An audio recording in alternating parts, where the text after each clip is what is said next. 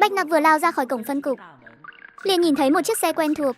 Cứ tưởng em quên hôm nay phải đi báo danh rồi chứ. Sao anh lại đến đây? Anh đưa em đi rồi mới quay về đơn vị. Ghế sau có bánh bao đấy. Sáng nay bác Văn tự tay làm. Lúc đi bác ấy còn dặn anh mang cho em mấy cái. Bác Văn mà đi làm quản lý thư viện, đúng là phí phạm tài năng thật sự. Sao nào, bác Văn nên đi mở tiệm bánh bao mới đúng hả? Bác Văn là đứa trẻ đầu tiên bà ngoại nhặt về nuôi. Từ nhỏ bác ấy đã theo bà học kinh doanh. Giỏi nhất là mảng quản lý và điều hành tửu lầu. Nghe nói vào thời đó, tửu lầu nhà họ Ngụy chúng ta cháy khắp các thành phố phía Nam. Đặc biệt là ở Thượng Hải, cực kỳ có tiếng tăm. Năm bác Văn 12-13 tuổi, đã tiếp quản các tửu lầu lớn ở Thượng Hải rồi.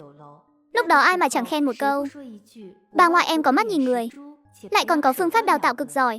Nói vậy thì, bác Văn chịu nép mình ở cái thư viện đó, là một quản lý nhỏ đúng là phí tài thật. Nhưng cũng chẳng còn cách nào khác. Năm đó bà ngoại đưa bác Văn vào thư viện, cũng là một cách để bảo vệ bác ấy. Đúng là thời đại này đã vùi lấp quá nhiều nhân tài. Đừng vội, chúng ta sẽ chiến thắng thôi. Dù ở bất cứ không gian hay thời gian nào, chỉ cần con đường dưới chân là đúng đắn, thì nhất định sẽ đi tới ánh sáng. Chỉ đợi mọi thứ được chấn chỉnh lại, mọi người sẽ trở về đúng vị trí của mình. Đến lúc đó chúng ta sẽ mở khách sạn lớn cho bác Văn, mở khắp cả nước Long Quốc luôn. Đúng rồi, lát nữa khi nào rảnh, chúng ta lái xe về đơn vị đi. Quân khu tổng chắc là có xưởng quân giới liên hợp nhỉ? Đợi em lên danh sách rồi anh đưa cho trung đoàn trưởng. Bảo ông ấy đến xưởng quân giới tìm ít vật liệu. Toàn là vật liệu thông thường thôi, chắc là không khó lấy đâu. Bảo ông ấy thu hồi hết xe của đội mình về. Em sẽ lắp hệ thống an toàn cho, cài tiến cả dây an toàn nữa. Không chỉ vậy đâu, sáng sớm thế này, uống ít đồ lạnh thôi, chậc. Trưa nay em sẽ làm món thịt kho cho anh. Ăn thịt kho rồi còn được uống một ly câu lơ đá nữa. Thật không? Một ly lớn luôn hả? Ừ, một ly lớn. Vậy thì em tha lỗi cho anh đó. Nên là ngoài dây an toàn ra, còn có túi khí an toàn nữa. Dù điều kiện có hạn, nhưng dùng cách thủ công nhất để lắp vài cái túi khí, em vẫn có thể làm được. Những thứ khác thì phải xem năng lực của đoàn trưởng rồi. Chỉ cần ông ấy kiếm đủ vật liệu cho chúng ta, em có thể giúp dàn xe của đội mình trang bị thêm một lớp khiên bảo vệ tàng hình. Phương Mãnh đạp mạnh phanh xe, quay đầu nhìn Bạch Nặc, đôi mắt vừa kinh ngạc vừa vui mừng. Nhìn em làm gì, lái xe đi chứ. Em sắp muộn rồi. Anh nhắc trước cho em nhớ nhé. Hai đứa mình mà ở ngoài đường, vì quá thân mật mà bị báo cáo, rồi bị người của cách hội bắt thì làm anh mất mặt lắm. Sau này mấy ông già ở nhà mà muốn đánh gãy hai chân anh, em không có cản đâu đấy. Con nhóc này, em bị dị ứng với sự lãng mạn à? Dị ứng hay không thì em không biết. Em chỉ biết là nếu anh không nhanh lên thì em sẽ muộn học. Giờ này các khoa trong trường chắc đều đang có tiết. Khuôn viên trường khá yên tĩnh. Thỉnh thoảng có vài sinh viên không có tiết đi ngang qua, đều vô thức nhìn về phía chiếc xe đang chạy với tốc độ không quá nhanh kia. Bạch Nặc ngồi trong xe quan sát suốt dọc đường, đôi mày khẽ nhướng lên, trong ánh mắt thêm vài phần tò mò. Sao thế? Có phải đột nhiên thấy trường học cũng khá thú vị không? Em chỉ thấy là sinh viên đại học bây giờ thú vị thôi. Chỉ cần nhìn vẻ ngoài và thần thái của họ là có thể đoán được họ đến từ ngành nghề nào, hoặc là được nơi nào tiến cử đến đây. Còn việc học hành tử tế, em chẳng có hứng thú đâu. Bằng tốt nghiệp cấp 3, em chẳng cần đi học cũng lấy được. Tại sao bằng tốt nghiệp ở đây lại không được chứ? Những thứ trường dạy có cái nào em không biết đâu. Cùng lắm thì đến cuối kỳ em đi thi là được mà. Chắc chắn là không được. 2 năm này em phải ngoan ngoãn mà đi học cho anh. Nếu không đợi đến lúc thi đại học, xem anh có ép em vào phòng thi không. Chuyện này miễn bản nhé. Đang hừng hực khí thế, muốn bỏ trốn, cô nhóc bỗng chốc xìu xuống. Thôi mà đừng không vui nữa. Cũng không bắt em ở lì trong trường suốt đâu. Dạo này đội chúng ta đang trong kỳ nghỉ ngơi. Thời gian này em cứ ngoan ngoãn ở trường đi. Đợi qua kỳ nghỉ này, hoặc là có nhiệm vụ khẩn cấp nào đó, anh sẽ đến đón em đi đổi gió, chịu không? Không phải em luôn muốn đi Cảng Thành sao? Qua kỳ nghỉ này rồi, anh xem có nhiệm vụ nào bên đó không? Đến lúc đó chúng ta cùng đi. Hơn nữa nếu trong cục có vụ án, họ cũng sẽ đến tìm em thôi. Ở đây chán rồi, thì về ký túc xá của cục ở vài ngày. Tìm chị Á Nam đi dạo phố mua sắm. Đâu có bắt em ở trong trường mãi đâu. Chỉ có 2 năm thôi mà. Dù sao cũng nhẹ nhàng hơn học đại học 4 năm đúng không? Vậy nếu em muốn xin nghỉ thì sao? Yên tâm đi, sư trưởng đã đích thân dặn dò rồi. Hiệu trưởng mới là cựu binh do tổng quân khu chúng ta cử đến, từng cùng lão sư trưởng và lão Tăng nhà mình xông pha trận mạc, là đồng đội cũ từng vào sinh ra tử. Nên vấn đề xin nghỉ của em, nhà trường sẽ xử lý đặc biệt. Cơ bản là sẽ cho đi thôi, không có ảnh hưởng gì khác đâu. Nếu không em nghĩ tại sao lại sắp xếp em vào Kim Đại mà không phải là Hoa Đại? Dĩ nhiên là vì ở đây có người mình rồi. Trường này chắc không có người của các nhóm khác trong đội mình chứ. Nhị ca, anh nói xem não, Tăng sau này sẽ không tống em vào trường quân đội nữa chứ? Đây chắc là lần cuối cùng em đi học. Rồi nhỉ? Thời gian cũng hòm hòm rồi, chúng ta còn phải lên trải giường cho em nữa. Đồ đạc mang vào ký túc xá anh chuẩn bị xong cả rồi. Giờ lên luôn thôi. Lát nữa đông người anh sẽ khó vào lắm. Trước khi Bạch Nặc đến trường báo danh, đã có người chào hỏi trước rồi, nên Phương Mãnh khi vác hành lý đưa Bạch Nặc vào. Quản lý ký túc xá không gây khó dễ, chỉ đơn giản làm thủ tục đăng ký. Có điều, chỉ cho anh 10 phút để chuyển đồ. Xong rồi, anh mau đi đi. Chắc là dì quản lý đang đứng ở cầu thang, canh chừng trên lầu suốt đấy. Em vào xem giường có chắc chắn không? Nếu không chắc, lát nữa anh gọi 2 nữ binh công trình qua, giúp em sửa sang lại. Em có nhảy múa trên giường đâu, vẫn ngủ được mà. Đồ đạc ở đây cũng khá ổn, gỗ được dùng đều là loại tốt và chắc chắn. Người đóng giường cho trường chắc là thợ lành nghề. Cảm thấy bên trong hơi nhỏ. Ở không quen thì về lại khu cư lý bên kia, biết chưa? Yên tâm đi, em biết rồi. Được rồi, mau đi đi. Cứ lại nhảy mãi, anh không thấy phiền à? Em đi học chứ có phải ra chiến trường đâu. Em mà ra chiến trường anh còn thấy yên tâm hơn.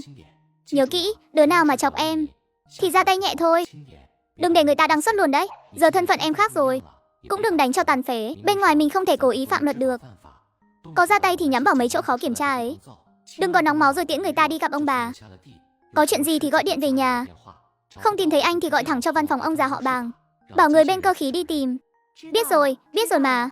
Em chỉ hơi bất ổn tâm lý thôi, chứ không phải kẻ tác động vật lý hàng loạt. Đúng rồi, đây là thông tin sơ lược về bạn cùng phòng. Em xem qua cho quen. Em đến muộn, nên nắm bắt sơ qua tư liệu của mấy người đó, để em dễ hòa nhập với tập thể ký túc xá hơn. Bạch Nặc khẽ nhíu mày, liếc nhìn tờ giấy với vẻ không mấy hứng thú. Nghề nghiệp của em đặc thù, đây là bạn cùng phòng ông già họ Bàng nhờ hiệu trưởng sắp xếp. Lý lịch đều rất đơn giản, nhân phẩm chắc cũng khá tốt. Dù sao em cũng phải ở trường 2 năm, hãy tiếp xúc với họ nhiều hơn, hòa nhập vào tập thể nhỏ này, cũng tránh được không ít rắc rối. Nếu thực sự có người không hợp thì cứ giữ quan hệ xã giao là được. Quên bà ngoại Ngụy từng dạy em gì rồi sao? Em biết rồi mà. Được rồi, anh đi mau đi. Không phải anh còn phải về đơn vị báo cáo sao? Chưa nhờ đến đón em đi ăn đó. Bạch Nặc nhanh chóng trải xong chăn đệm mang theo, sắp xếp xong đồ dùng hàng ngày, nhìn chung không thiếu thứ gì so với các bạn cùng phòng. Bạch Nặc lúc này mới ngồi xuống, xem bản danh sách bạn cùng phòng mà Phương Mãnh đưa cho. Phòng ký túc 307 có tổng cộng 8 người, 4 chiếc giường tầng. Người ở giường dưới của Bạch Nặc là Sơn Thúc Thúc, chuyên ngành tiếng Tây Ban Nha, khoa ngoại ngữ, năm nay 19 tuổi, đến từ tỉnh Quảng. Mẹ của cô ấy hồi đầu năm được cử đến làm việc tại Đại sứ quán Long Quốc ở nước ngoài. Bạn cùng phòng giường trên đối diện tên là Giang Hồng Đào, năm nay 20 tuổi, đến từ đội đặc nhiệm lục quân. Quê quán họ Kim, chuyên ngành hóa phóng xạ, khoa hóa kỹ thuật. Bạn cùng phòng giường dưới là Liêu Anh, năm nay vừa tròn 18 tuổi, đến từ vùng sông nước Giang Nam, khoa hóa sinh.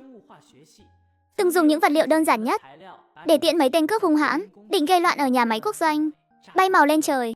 Hi hi, cao 1m56. Mình thích đấy. Bạn cùng phòng giường trên sát vách Bạch Nặc là Mộc Nguyệt Lan, đến từ đơn vị đóng quân ở Đan Thị, tỉnh Liêu, là một nữ binh thông tin ưu tú. 20 tuổi, sinh viên chuyên ngành tiếng Nga, khoa ngoại ngữ. Bạn cùng phòng giường dưới là Thi Nguyệt Hoa, năm nay 23 tuổi, khoa dược sinh học. Học viên được nhà máy dược quốc doanh Kinh Đô tiến cử. Bạn cùng phòng giường trên đối diện tên là Sài Thiệu Lan, năm nay 20 tuổi, đến từ tỉnh Xuyên. Giường dưới là Thạch Hương Hương, năm nay 21 tuổi, cũng là một cô gái đến từ tỉnh Xuyên giống Sài Thiệu Lan. Cả hai đều học khoa công trình dân dụng.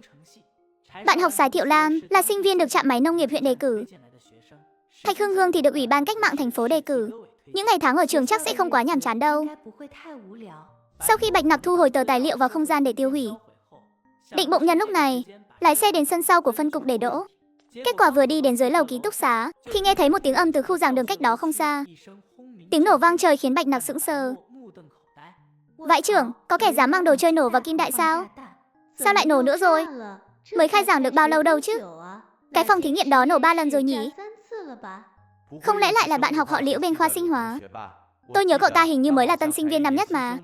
Chính là cậu ta đó, tôi học cùng chuyên ngành với cậu ta. Nghe nói lần thi thử đầu tiên đã đứng nhất luôn. Trường đặt cách cho cậu ta vào phòng thí nghiệm. Kết quả ngày thứ 3 không biết nghịch cái gì mà làm nổ tung nửa cái phòng thí nghiệm. Nổ suýt chút nữa là hất văng cả sinh viên bên trong ra ngoài. Sau đó, trường đặt cách cho cậu ta một phòng thí nghiệm nhỏ riêng biệt. Sau đó lại nổ thêm 2 lần nữa. Đừng nói nhảm nữa, mau cứu người đi. Bạn học Liễu hình như vẫn chưa ra ngoài. Lúc nãy chúng tôi chạy xuống có gõ cửa. Bên trong chẳng có động tĩnh gì cả. Cửa chính bị khóa từ bên trong rồi. Phải làm sao đây? Tầng 4 toàn là khói đen. Lúc chúng tôi chạy xuống, Khói đen đã bắt đầu lan xuống tầng 3 rồi. Không biết có bị cháy không nữa. Không được, hoàn toàn không chạy lên nổi. Làm ơn nhường đường chút. Đột nhiên một bóng dáng cao giáo mảnh khảnh đẩy đám đông ra, bước nhanh đến chân tường, ngẩng đầu nhìn về phía tầng 4. Sau đó đưa hai tay bám lấy bệ cửa sổ tầng 1, nhảy vọt lên trên. Trời ơi, đó là ai vậy? Mạnh quá vậy. Hồng Đào, cậu cẩn thận chút nhé. Nhất định phải chú ý an toàn. Giang Hồng Đào, chú Mộc Việt Lan Sơn. Các bạn cùng phòng của tôi ơi. Giang Đào cẩn thận. Bạch Nặc khẽ nhíu mày, dáng người nhỏ nhắn mang theo sức mạnh to lớn. Trong lúc mọi người còn chưa kịp phản ứng, đã lao vút ra ngoài. Vãi, cái quái gì thế? Cái bóng đen kia, tôi làm bệ đỡ cho cậu. Là Bạch Nặc và Giang Hồng Đào xuất thân từ đội đặc nhiệm hợp sức. Động tác của hai người rất nhanh. Sau khi nhảy qua cửa sổ vào phòng thí nghiệm, nhanh chóng tìm thấy cô gái trẻ đang co rúm trong góc phòng thí nghiệm. Đừng thảm thiết nữa, đi thôi. Bạch Nặc, tìm thấy người rồi. Lúc này mới có thời gian quan sát phòng thí nghiệm này. Phòng thí nghiệm cá nhân không lớn lắm. Các thiết bị bên trong tuy có hơi cũ kỹ, nhưng chủng loại khá đa dạng. Bình chữa cháy tự chế. Bạn cùng phòng này đỉnh thật đấy. Cái tên này rốt cuộc đã bị nổ bao nhiêu lần rồi, mà đến cả bình chữa cháy cũng tự chế một cái. Khoan đã, tài liệu. Đồ của cậu ta rất dễ nổ. Không chừng lúc nào đó lại cho chúng ta một cú nổ thứ hai. Hay là mau rời khỏi đây trước đi. Đừng lo, vừa rồi tôi đã đi một vòng ngắt hết các nguồn nguy hiểm rồi. Cái gì? Á, bom nòng của tôi. Cái bom nòng đó của cậu đến con gà còn chẳng xử lý nổi. Cùng lắm là làm họ đăng xuất vì sặc thôi, còn có thể làm điếc tai nữa. Sao có thể chứ? Đây là bom nòng mới nhất tôi vừa nghiên cứu ra mà. Tuy số liệu có chút vấn đề, nhưng uy lực cũng không đến mức không tiễn nổi một con gà đi chứ. Thôi được rồi, hai người xem bây giờ là lúc nào rồi. Dập lửa trước rồi nói sau.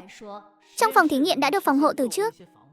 Vật liệu dễ cháy ngoại trừ những thứ dễ bắt và vật liệu thí nghiệm dễ nổ ra thì cũng chẳng còn gì để cháy được nữa. Ba người cùng sức dập tắt vài đám lửa. Khả Liễu Ứng, cậu còn bảo thứ cậu làm không phải là lựu đạn khói à? Khả Liễu Ứng, đây là lần thứ 3 lão tử cứu người trong tháng này rồi đấy. Lần thứ 3 dập được lửa rồi, nhưng khói thì ngày càng lớn. Ba người suýt chút nữa là hẹo ở bên trong rồi. Hành lang hoàn toàn không đi được. Lập tức quay người lao về phía cửa sổ. Một ông cửa sổ nhỏ xíu mà treo tận 3 người với gương mặt đầy đau khổ. Anh, ra rồi. Thế đâu rồi, các bạn không sao chứ? Đợi thêm chút nữa. Đội cứu hỏa sắp đến rồi. Người của ban bảo vệ đã gọi điện rồi. Cuối cùng 3 người vẫn là được đội cứu hỏa kịp thời đến giải cứu. Mặt mũi lầm lem, đã hoàn toàn không còn nhận ra dáng vẻ ban đầu nữa. Giờ tôi chỉ thấy may là lúc này không ai nhận ra mình. Dù sao thì ngày đầu nhập học định ra vẻ ngầu lồi, ai dè lại mất mặt thế này. Bạn học kia, bạn không sao chứ? Bạn học Hồng Đào, anh. Mau lau mắt đi, có bị thương không? Có cần đi bệnh viện kiểm tra không? Không cần đâu, lát nữa về ký túc xá tắm rửa là được. Đúng vậy, lát nữa về tắm là xong. Vậy cũng được, nhưng bạn ra nông nỗi này đều là vì cứu chúng tôi. Nếu bạn cùng phòng không phiền thì về ký túc xá chúng tôi mà tắm. Bộ đồ này cũng nên bắt anh đền mới đúng. Đúng, mình đền. Phải đó, hôm nay bạn học đã bất chấp nguy hiểm giúp chúng tôi một vô lớn. Trưa nay nể mặt đi ăn cùng chúng tôi một bữa nhé. Bồi thường thì không cần đâu, nhưng cùng về ký túc xá thì được đấy. Suýt quên mất, vẫn chưa hỏi tên bạn học. Sau này là bạn bè rồi, không thể không biết tên được. Đúng. Tên của ân nhân là gì chúng tôi vẫn chưa biết nữa. Còn nữa, bạn học ở khoa nào vậy? Sau này chúng ta có thể đi chơi cùng nhau. Hay là chúng ta mau về ký túc xá tắm rửa trước đi, rồi thay bộ đồ khác. Chỗ này chắc còn phải dọn dẹp chán. Lát nữa thầy cô chắc chắn sẽ đến ký túc xá tìm chúng ta hỏi chuyện. Đi, về ký túc xá thôi. Nhanh lên. Ngay lúc này, một tiếng rè điện truyền khắp toàn trường. Ngay sau đó, giọng nói vang dội của chủ nhiệm khối vang lên. Sinh viên Liễu Doanh, khoa hóa sinh năm nhất. Sinh viên Giang Hồng Đào, khoa hóa kỹ thuật. Sinh viên Bạch Nặc, khoa kỹ thuật cơ khí. Mời những sinh viên vừa được gọi tên nhanh chóng đến văn phòng chủ nhiệm khối. Nhắc lại lần 1, mời nhanh chóng đến văn phòng chủ nhiệm khối. Cánh cửa văn phòng hiệu trưởng đóng chặt, bên trong vang lên một tiếng động lớn. Ngay sau đó là một tràng mắng mỏ vang trời, khiến người vừa đi tới cửa phải giật mình. Vị chủ nhiệm định vào nghe ngóng vội quay người, lập tức chạy nhỏ rời đi. Hiệu trưởng à, ngài bớt giận đi. Đây chẳng phải là sự cố ngoài ý muốn sao? Nhưng 3 đứa tụi nó cũng có lỗi. Quá bốc đồng. Suy nghĩ chưa thấu đáo. Hiệu trưởng, ngài đừng chấp nhặt tụi nó. Không đáng để ngài tức giận đến hại thân đâu. Thật sự không đáng đâu. Đừng có ở đó mà nói đỡ. Tưởng tôi không hiểu sao? Không phải việc của hai người. Đứng sang một bên đi. Giờ thì biết giả vờ vô tội với tôi rồi hả? Liêu Anh, tự em nói xem, từ lúc khai giảng đến giờ là bao nhiêu lần rồi? Lần trước làm nổ tung các anh chị và thầy cô. Lần này định cho mình bay màu luôn à? Hiệu trưởng, ngài nói vậy là sai rồi.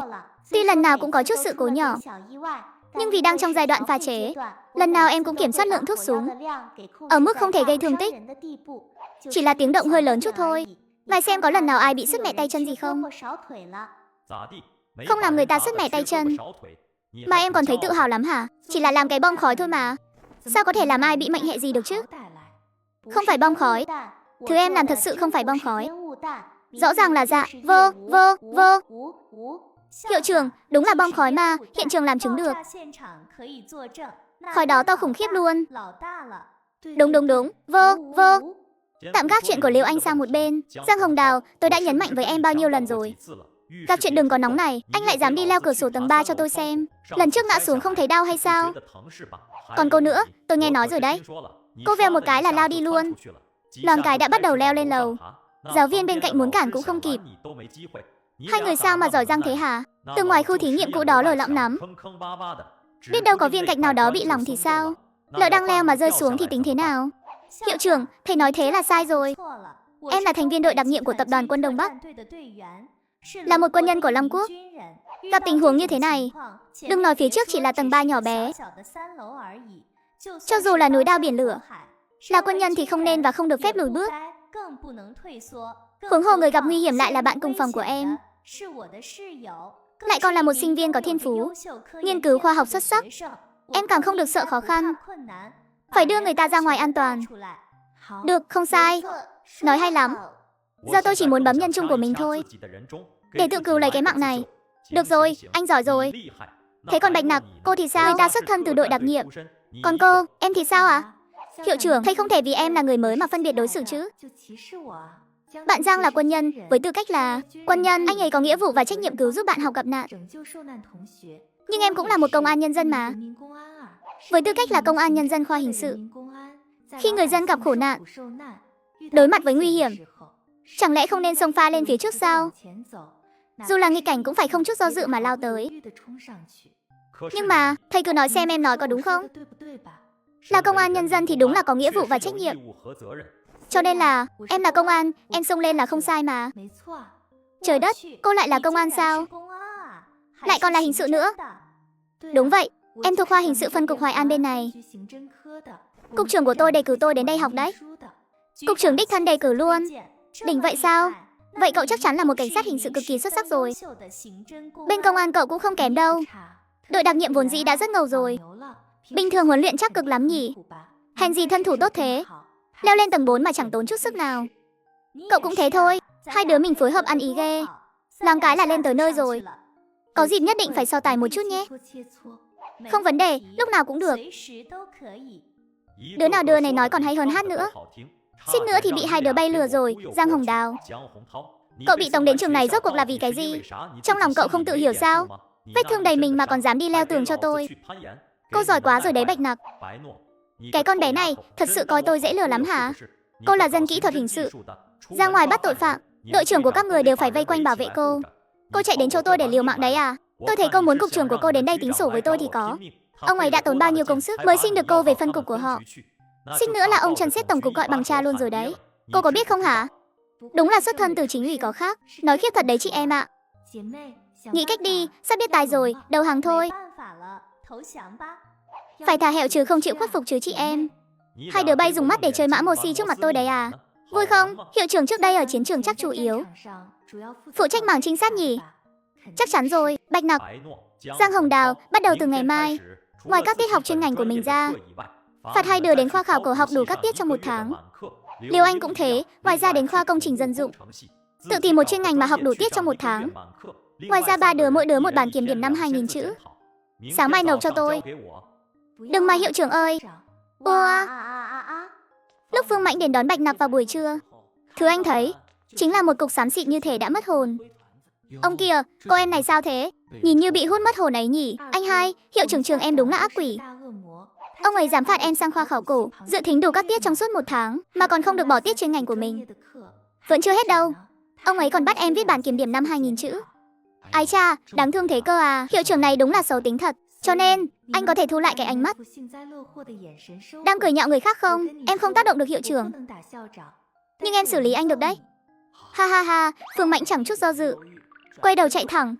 Sai rồi, tôi sai rồi tổ tông ơi. Tôi thật sự biết lỗi rồi. Phương béo, còn muốn ăn thịt kho tàu nữa không? Em còn nấu cả canh gà anh thích nữa. Có cả thịt viên với rau muống nữa. Nhanh lên em đói quá. Đói xỉu luôn rồi. Hai người cứ thế vui vẻ lái xe rời đi.